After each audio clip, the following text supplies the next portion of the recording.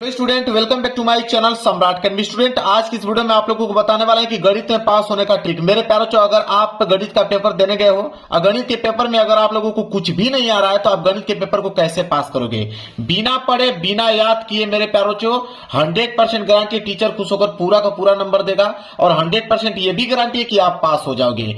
मेरे प्यारे बच्चों आज की इस वीडियो में यही बताने वाला हूं कि फॉर्मूला याद हो या न हो, आप डायरेक्ट एग्जाम हॉल में पहुंच गए हो, आपके पास पेपर आ गया है। देखिए मेरे पास 2026 बोर्ड का गणित का पेपर है। अगर ये गणित का पेपर हमारे पास आ गया और मुझे कुछ भी नहीं आ रहा है, मेरी तैयारी 0% है गणित में, तो मेरे प्यारों जो ये पेपर अगर 70 नंबर का है तो मैं कम से कम इसमें 40 से लेकर 45 नंबर आसानी से ला पाऊंगा। वही ट्रिक मैं आप लोगों को बताने वाला हूं कि अगर आपका पेपर 70 नंबर का है तो आप 40 से लेकर 45 नंबर ला दोगे। अगर आपका पेपर 100 नंबर का है, अगर आप इंटर का पेपर देने गए हो तो आप कम से कम 70 से लेकर 75 नंबर आप आसानी से ला दोगे।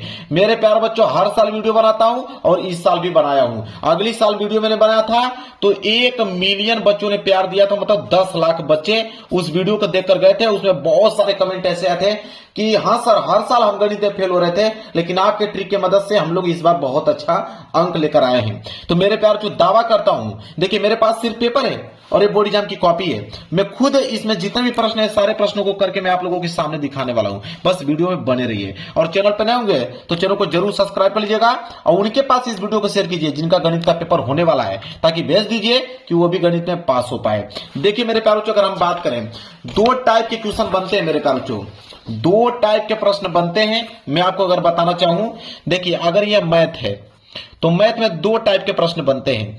एक आपका आता है ऑब्जेक्टिव और एक आता है आपका सब्जेक्टिव प्रश्न आता है। इस बात को नोट कर लीजिए। अब मैं आपको बताता हूं ऑब्जेक्टिव प्रश्न का ट्रिक। पहले ऑब्जेक्टिव प्रश्न का ट्रिक समझ लीजिए।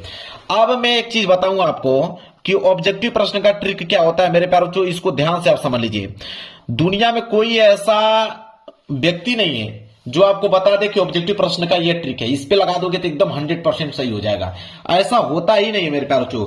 कुछ नियम होते हैं जिन्हें फॉलो किया जाता है। जैसे मान लीजिए पहला नियम यह कहता है कि आपके पास ऑप्शन 4 हैं, A B C D, 4 option होते हैं बहुविकल्पीय प्रश्न में, बात आपको भी मालूम है। इन्हीं 4 ऑप्शन में से कोई ना कोई एक ऑप्शन सही होता है। तो अगर पहला ऑप्शन में पहला नियम यह कहता है कि अगर चारों ऑप्शनों में से कोई भी एक ऑप्शन अगर उनमें से ये देखे कि इनमें से सभी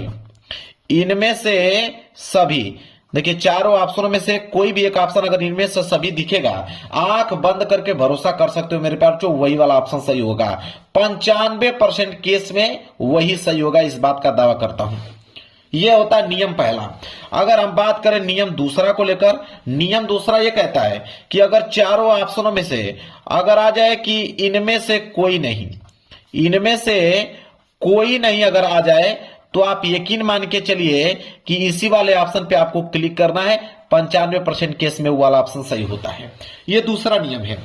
तीसरा नियम यह होता है मेरे प्यारे बच्चों कि अगर आ जाए ए और बी, होता है ना कि दोनों ऑप्शन सही हैं, ए और बी दोनों सही हैं, इस तरह का अगर ऑप्शन 4 ऑप्शन में से कोई दिखे आप इसी पे क्लिक करके आना है।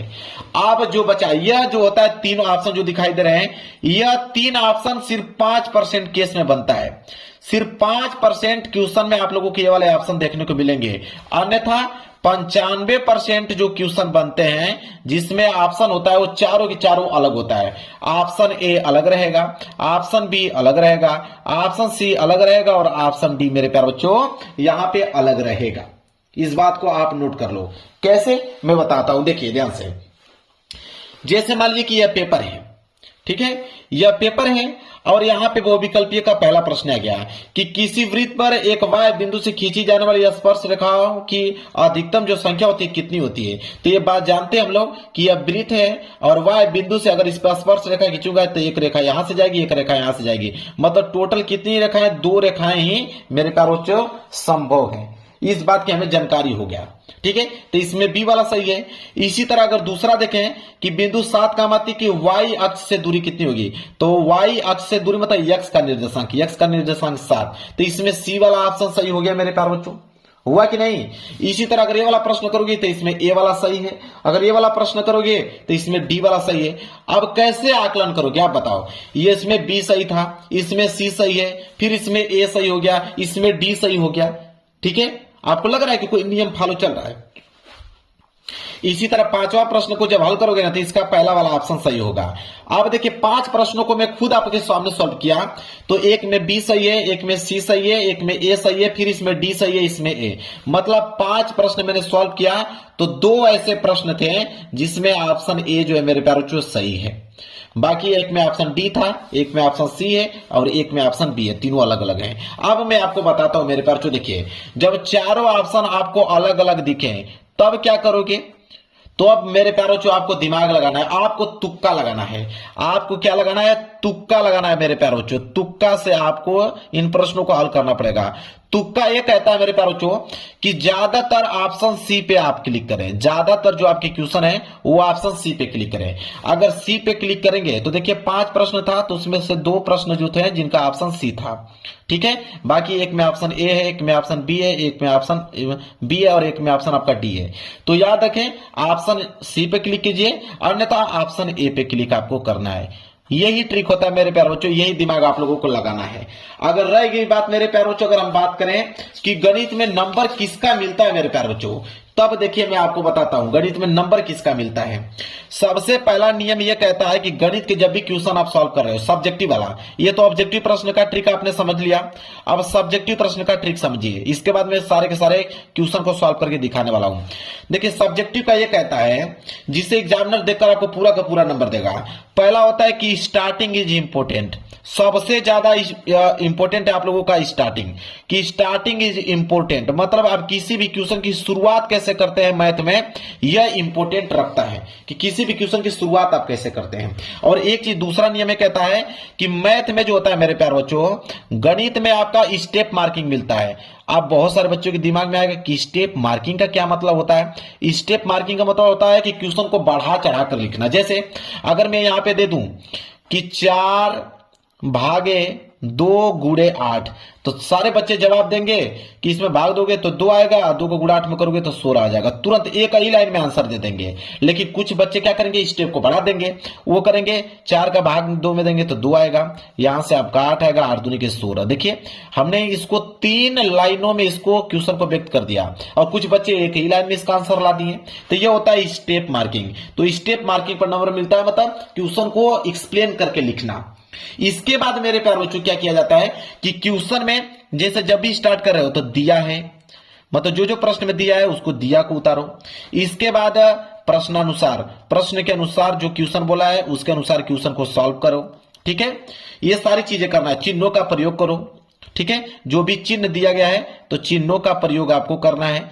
इतना काम आपको मेरे प्यारे बच्चों करना है। और एक काम और करना है कि किसी भी प्रश्न को छोड़ के नहीं आना है, सारे के सारे प्रश्नों का जवाब देना है।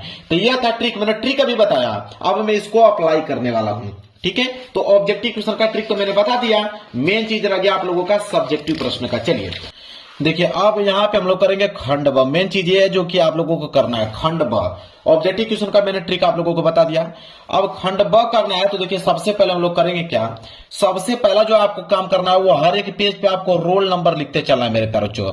हर एक पेज पे आप लोगों को रोल नंबर लिखते चलना है ताकि आपकी कोई भी कॉपी जो है वो बदल ना सके।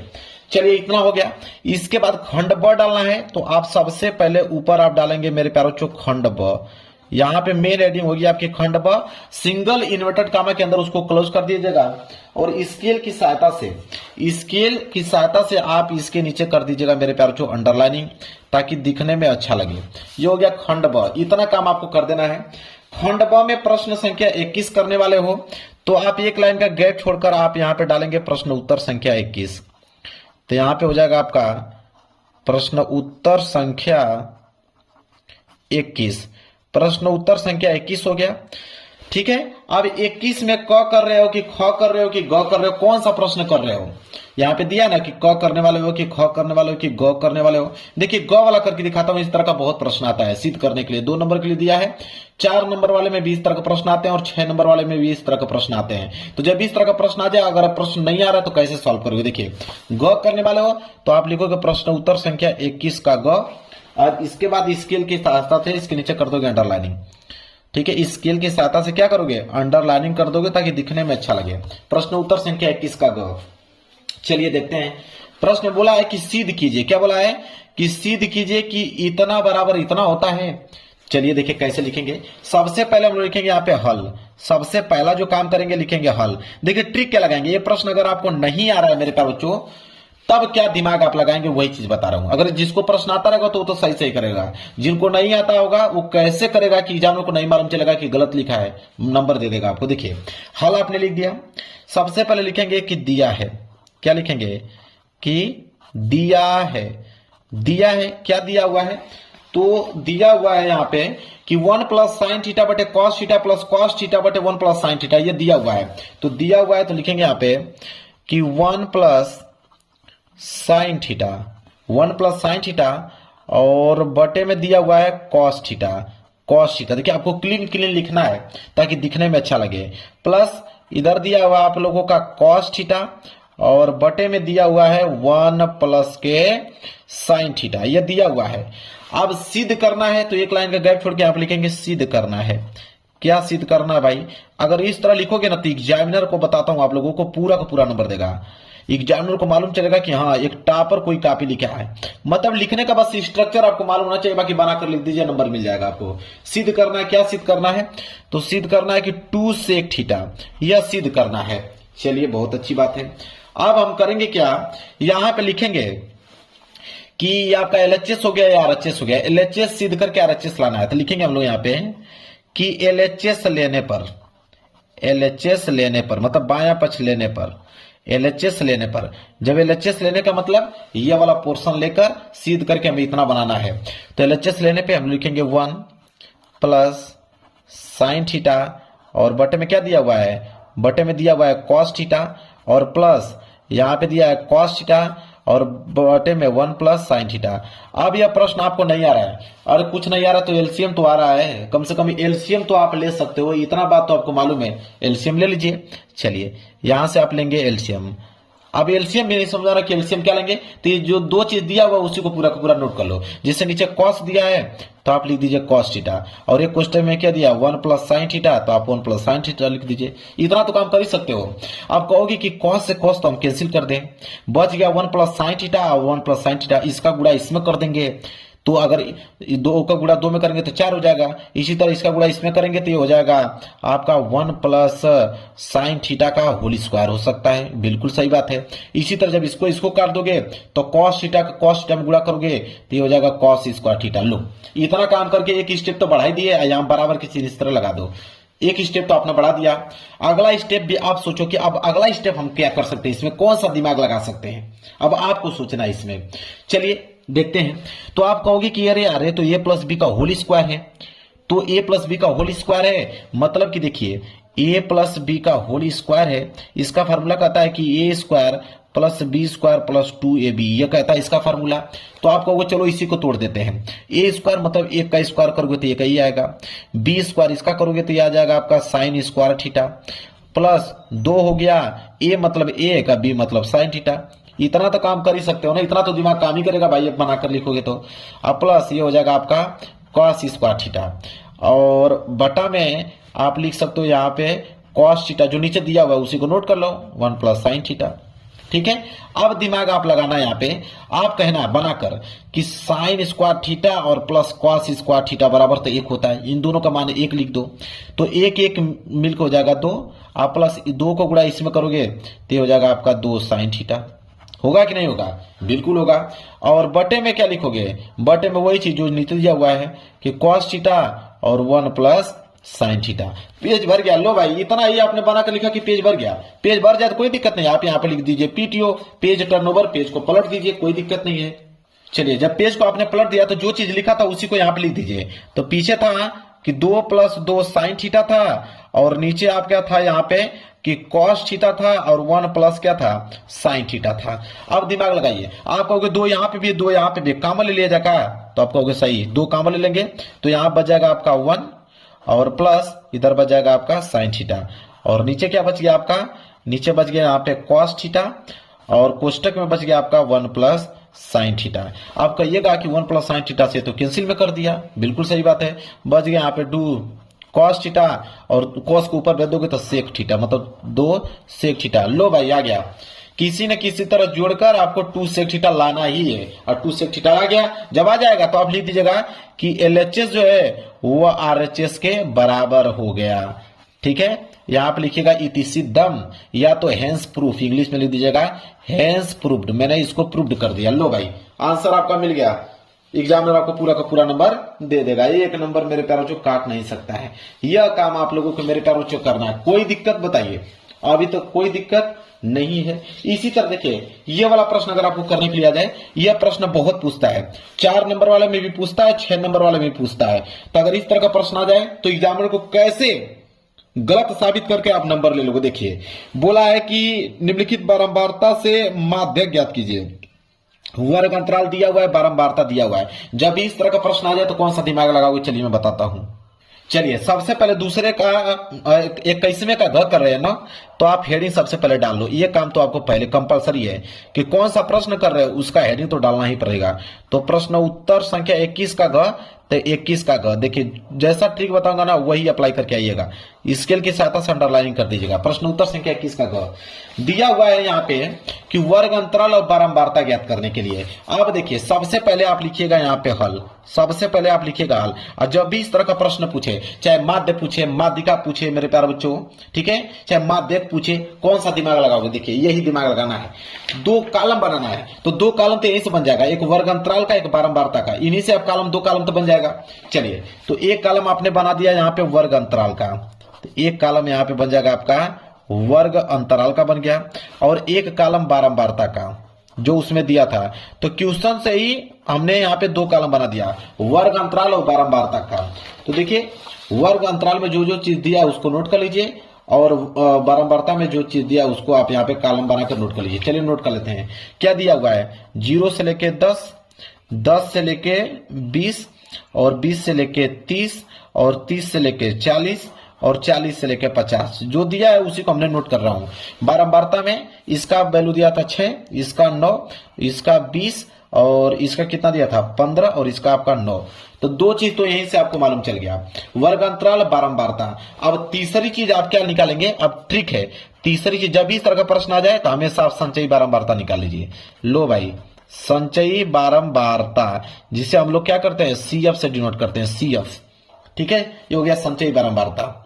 इतना चीज समझ में आ गया। बारंबारता को हम लोग F से डिनोट करते हैं। संचयी बारंबारता के ट्रिक क्या लगा सकते हो? जैसे जिसे 6 ना, 6 नोट कर लो, इसी 6 में 9 जोड़ दो तो 9 6 15, इसी 15 में 20 जोड़ दो, कितना जाएगा 35, इसी 35 में इस 15 को जोड़ दो, कितना जाएगा 50, इसी 50 से इसमें 9 जोड़ दो, 59 आ जाएगा। लो भाई, निकल गया। अब इसको टोटल जब जोड़ोगे तो टोटल जोड़ोगे तो 59 ही आएगा। तो आप लिख दीजिए कि n बराबर तो आ गया कितना? 59 आ गया। बात खत्म। अब दिमाग क्या लगाओगे मेरे प्यारे बच्चों? अब इतना चीज आपको समझ में आ गया। अब समझ में नहीं आ रहा, इसमें क्या पूछा था हमसे? माध्यक पूछा था। क्या पूछा था? माध्यक बताइए। अब हम करेंगे क्या कि माध्यक निकालना है हम लोगों को। तो माध्यक का सूत्र तो मालूम होना चाहिए, तभी तो आप निकालोगे कि माध्यक का सूत्र क्या कहता है, उसमें क्या क्या वैल्यू पूछता है। तो माध्यक सूत्र यह कहता है कि L प्लस n/2 और माइनस CF बटे के F होता है, और इंटू में यहाँ पे H होता है। इस तरह का फॉर्मूला आप लोगों को बनाना ही पड़ेगा किसी न किसी तरह। n का वैल्यू दिया हुआ है, अब L है। अब बहुत सारे बच्चों को दिमाग में L किसका वैल्यू रखे? ठीक है, L का वैल्यू क्या होगा? तो L का वैल्यू मेरे प्यारे बच्चों यहां पे होता है क्या? देखिए, L ज्ञात करने के लिए मेरे प्यारे बच्चों हम लोगों को ज्ञात करना पड़ेगा माध्यक वर्ग। माध्यक वर्ग ज्ञात करोगे तभी L का वैल्यू निकलेगा। तो माध्यक वर्ग कैसे ज्ञात किया जाता है? माध्यक वर्ग ज्ञात करने के लिए ये जो n दिया हुआ है उसको n/2 कर दो, मतलब 59 का आधा कर दो। 59 का आधा जब करोगे तो आ जाएगा 29.5। अब 29.5 किस में आएगा? वो आ जाएगा आपका 35 में। जब 35 आ गया मतलब वर्ग अंतराल किस में आ गया? 20 से लेके 30 में आ गया। तो 20 से लेके 30 में छोटा कौन है? 20। ये हो जाएगा L का वैल्यू मेरे प्यारे बच्चों, ये हो जाएगा L का। और उसी की सिधाई में जो बारंबारता है 20, इसको हम बोलेंगे यहाँ पे F का वैल्यू। किसका? F का। और ये जो 35 आया उसके ऊपर की वैल्यू को बोलते हैं CF का वैल्यू। ठीक है, और H का वैल्यू होता है कि इसमें कितना का डिफरेंट है? 10 का डिफरेंट है, मतलब कि यहाँ पे H बराबर कितना आ गया? 10। जब सारा वैल्यू आ जाए बस वैल्यू को पुटअप कर दीजिए। L का मान कितना है यहाँ पे? L का मान आ गया 20, और प्लस n/2। n/2 का मान कितना है? 29.5। n/2 का मान निकाला है ना हमने, कितना है? 29.5 माइनस CF का मान कितना है? 15, और बटे एफ, एफ का मान कितना है 20 और इंटू एच का मान कितना है 10, तो 10 दूनी के 20, ठीक है। इधर बच गया 20 और प्लस 29.5 में से आप 15 घटा दीजिए तो 14.5 बटेगा और नीचे कितना बचा है आपका 2, तो 2 बचा है तो इसको काट दीजिए, तो ये हो जाएगा 20 और प्लस 2 साथे 14 और ये हो जाएगा 2 दूनी के 4, 2 पाँचे 10, जब जोड़ दोगे तो 20 और 27.25, यह आ जाएगा आपका माध्यक। यह काम आपको मतलब किसी न किसी तरह कैलकुलेशन करके आप उसका आंसर लाना है कि कोई ना कोई, तो हो गया माध्यक। तो जब भी इस तरह का प्रश्न आ जाए तो यही अप्रोच आपको अपनाकर फार्मूला आपको इसी तरह लिखकर आंसर आपको निकालना है, यह काम करना है मेरे प्यारे बच्चों।